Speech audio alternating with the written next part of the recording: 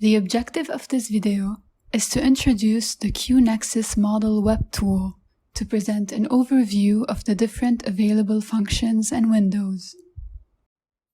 This web tool is based on the theory of the Q-Nexus model. It can simulate multi-sectoral quantitative analysis. It can also calculate the direct and indirect cross-sectoral impacts. You may refer to the scientific published papers on the Q-Nexus theory and applications for more information. Copies of these papers are available in the Information Hub. This tool creates an environment for multi-sectoral coordinated planning. It allows different actors from different sectors to work together on the same multi-sectoral Nexus project.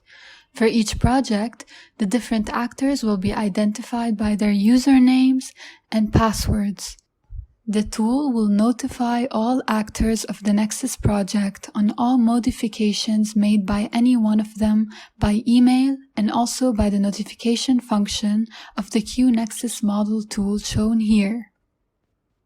In this way, the Nexus tool acts as a platform to allow all actors to work on the same environment and allows these actors to propose and analyze and plan scenarios and to access the scenario data and results. After this quick introduction, I will briefly introduce the different functions and windows of the tool. The project description function is an editing platform to all actors to add comments relevant to the Nexus project, as well as links to related PDF documents, videos, or any other type of information. This open editing function is available at all times for all the Nexus project actors. So if any actor makes any modification or proposes any scenario, he can describe his actions so all partner actors can read and comment on them. Once you finish editing, don't forget to push the Save button. Now let us look at the sectors function. Here you can add the different sectors under consideration for the Nexus analysis.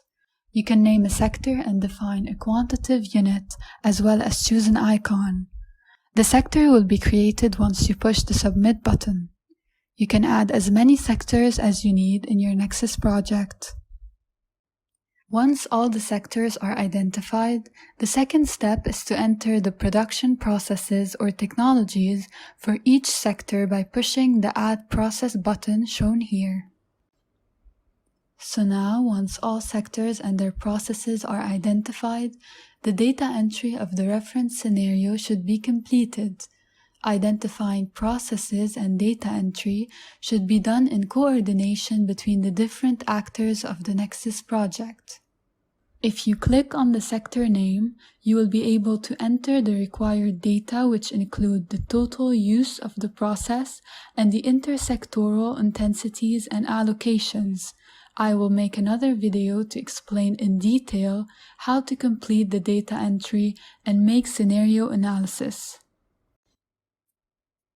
Once the data entry for the reference scenario is completed, you can see the quantitative results, intensities, and allocations by opening the results function.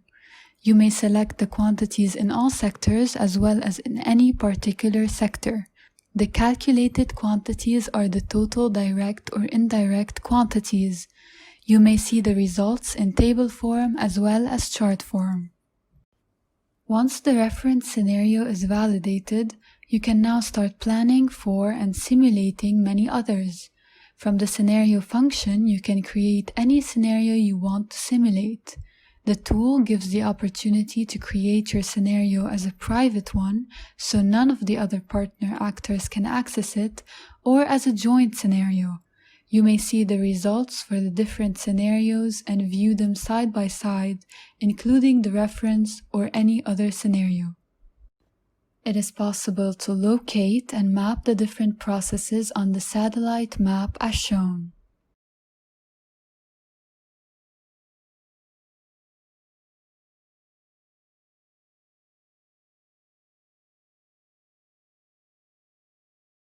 You may also export the data and results of the references and all other scenarios. Finally, here you may find information and services provided, and you may send us any comment or suggested enhancement of the tool.